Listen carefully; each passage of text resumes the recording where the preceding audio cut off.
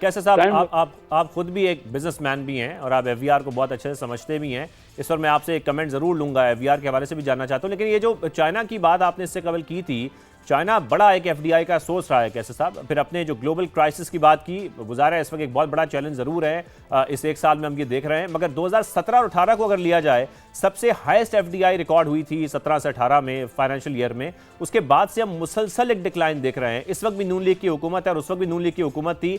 ये जो no doubt कि चाइना का 35% हिस्सा था, उस वक्त भी ये डिक्लाइन किन मसाइल की वजह से आया जो हमने इन तकरीबन 7-8 सालों में देखा है? जी देखिए, 2017-18 की आप बात करें ना, उस वक्त हमारा डॉलर जो है, हमारा पाकिस्तानी रुपए है, 110-15 रुपए था। तो वो डॉलर जो है ना हमारा, यानी हमारी करेंसी, पाकिस्तानी करेंसी इन्फ्लेटेड थी। उसमें जिन्होंने बड़े अट्रैक्शन थी कि लोग आके यहाँ पे वो इन्वेस्टमेंट करें, तो वो उनको डॉलर टर्म्स में जब मिलनी थी, रेमिटेंस वापस रिपैट्रिएशन होनी थी, तो उनको काफ़ी फ़ायदा था उसमें। और दूसरा जो एनर्जी प्राइस है ना, जैसे आपने देखा कि सबसे इम्पॉर्टेंट ये है कि हमारे यहाँ हमारा 70% से ज़्यादा ऑयल इंपोर्ट होता है। और हमारे पास इंडस्ट्री को जब तक एनर्जी महंगी होगी, तो कोई भी कास्ट ऑफ डूइंग जब महंगी करेंगे, तो हम एक्सपोर्ट की पोजीशन में नहीं रहेंगे। फिर हमारे यहाँ क्या हुआ कि ये काटन क्रॉप बहुत कम हुई। आप देखते हैं कि हमने शुगर केन क्रॉप को प्रमोट किया। अब उन तमाम इलाकों में, क्योंकि काटन अगर आपने इंपोर्ट हमने करनी है, पहले टेक्सटाइल तो काफ़ी लगी हुई थी, स्पिनिंग लगी हुई थी, इंडस्ट्री लगी हुई थी, वो एक्सपोर्ट हो रहा था उसका प्रोडक्ट। काटन हमारी अपनी थी, तो जब काटन ही दुनिया से हमें इंपोर्ट करनी पड़ रही है, तो वो फिर भी हमारी कास्ट ऑफ डूइंग बिजनेस में नहीं हो रहा। तो टेक्सटाइल में काफ़ी आ रही थी डायरेक्ट फॉरेन इन्वेस्टमेंट, उसमें हुई। या अभी ज़रूरत है कि हम एग्रीकल्चर में लोगों को मोटिवेट करें और माइन एंड मिनरल्स में करें। लेकिन माइन एंड मिनरल्स में प्रॉब्लम यही हो रहा है कि जिन एरियाज़ में ज़्यादातर माइन एंड मिनरल्स की तवक्को है, क्योंकि बहुत बड़ा एक एवेन्यू है, हमारे पास रेयर अर्थ है, हमारे पास बड़ी कॉपर है, और ये तमाम है मेटल्स हैं। उसके लिए हमें चाहिए कि एक ऐसा माहौल पैदा करें जिसमें बाहर वाला इन्वेस्टर आसानी से यहाँ पे आके रिहाइश रख सके, यहाँ पे वो इन्वेस्टमेंट अपनी कर सके। तो मैं ये समझता हूँ कि हालात जिस तरह मैंने अभी जिक्र किया, ये रिसेंटली हुआ है। 6 साल बाद मोदी ने हमारी रेटिंग बेहतर की है, और 8 साल बाद जो प्रॉक्टर एंड गैम्बल ने हमारी रेटिंग बेहतर की है। तो ये टूवर्ड्स पॉजिटिव थिंकिंग है, और हमारी कंसिस्टेंट पॉलिसी में इस वक्त हमें सबसे ज़्यादा प्रॉब्लम हो रहा है ये वार की वजह से, जो ईरान के साथ वार है, और जिससे ऑयल की प्राइस बहुत ज़्यादा बढ़ गई है। $70 से आज $90 के करीब ब्रेंट की प्राइस है, तो तकरीबन 30% या 1/3 प्राइस बढ़ गई है। तो उससे हमारी कास्ट ऑफ डूइंग बिजनेस और एनर्जी में इजाफा हुआ है। तो इन्वेस्टर तो यही देखता है ना कि उसको यहाँ लुक्रेटिव क्या रिज़ल्ट क्या मिलेगा। तो इन हालात में ये कोई इतने हौसला अफजा हालात नहीं है पाकिस्तान के। इंशाल्लाह जल्दी मैं तवक्को करता हूँ कि ये वार ख़त्म हो जाएगी, और वार ख़त्म होने से पाकिस्तान को बहुत ज़्यादा फ़ायदे पहुँचेंगे। ख़ासकर ईरान के साथ हमारी सैंक्शन ख़त्म हो जाए, तो वेस्टर्न एशिया तक उसके भी फायदा हासिल होंगे। जैसा कि आप कह भी रहे हैं कि बहुत सारे ऐसे सेक्टर्स हैं जिनको एक्सप्लोर करने की ज़रूरत है वो अपनी एक्सपोर्ट्स बढ़ाने के लिए। कैसे साहब, अपनी एक्सपोर्ट्स बढ़ाने की जब आप बात कर रहे हैं, इन्वेस्टमेंट लाने के लिए यहाँ पर ज़ाहिर है एक ऐसा इन्वायरमेंट पैदा करना पड़ेगा कि मैन्युफैक्चरिंग पर काम हो सके। एक्सपोर्ट लेड ग्रोथ के लिए फैसिलिटेशन भी बहुत ज़रूरी है। आपको उम्मीद ज़रूर है, लेकिन ग्लोबल स्टेज पर पाकिस्तान की पोजीशन हमने बेहतर होती देखी है इस एक साल में। लेकिन इस अपॉर्चुनिटी का फ़ायदा भी तब होगा जब यहाँ इन्वेस्टमेंट आएगी। कितना फ़ायदा उठा रहे हैं इस वक्त इस अपॉर्चुनिटी का? बिल्कुल सारा। आप देखिए, दुनिया के जिस मुल्क ने भी तरक्की की है ना, अब कुछ चीज़ ये कोई राज नहीं रह गया तरक्की करना। वहाँ हुआ क्या है, वहाँ पे एक्सपोर्ट लेड ग्रोथ की हुई है, और एक्सपोर्ट लेड ग्रोथ ज़्यादातर ओवरसीज़ उनके मुल्कों के ना। देखिए चाइना में क्या हुआ, चाइना में उनके ओवरसीज़ चाइनीज़ ने आके ज़्यादातर इन्वेस्टमेंट की। सबसे पहले हमारे अपने मुल्क के लोग, हमारे बहुत ओवरसीज़ पाकिस्तानी बाहर हैं।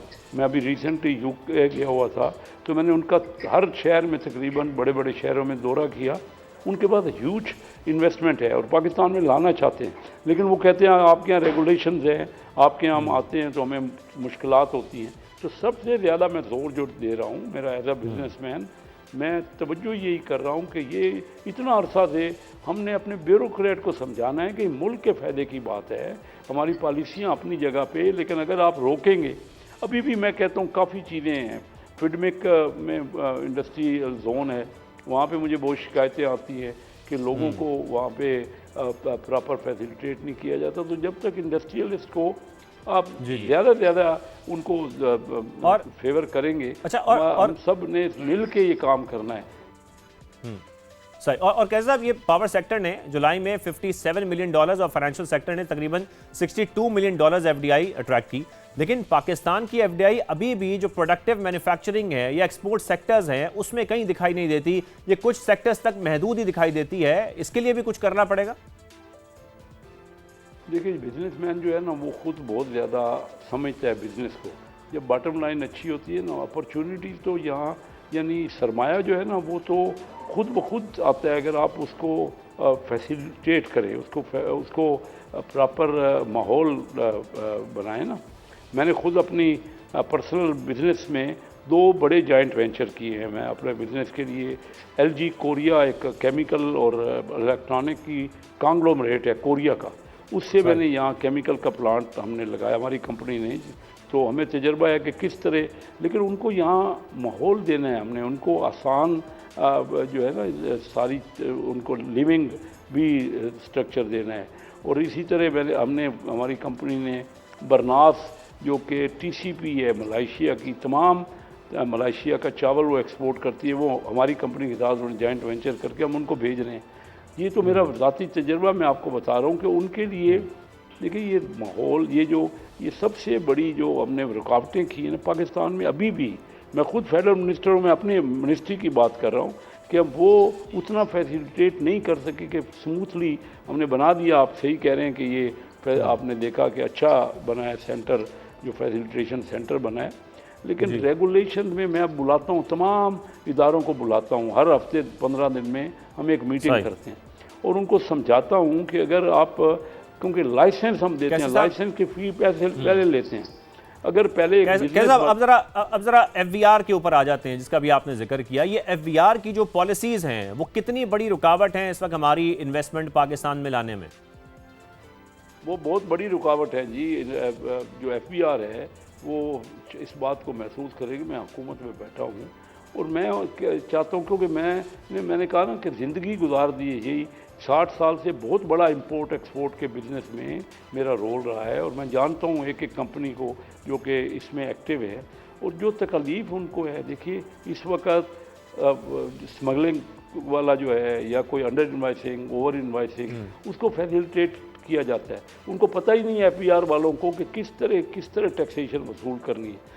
करें, मैं उनको ऑफ़र करता हूँ, मुझे बुलाएं, जब चाहे बुलाएं, मैं उनको मशवरा देता हूँ।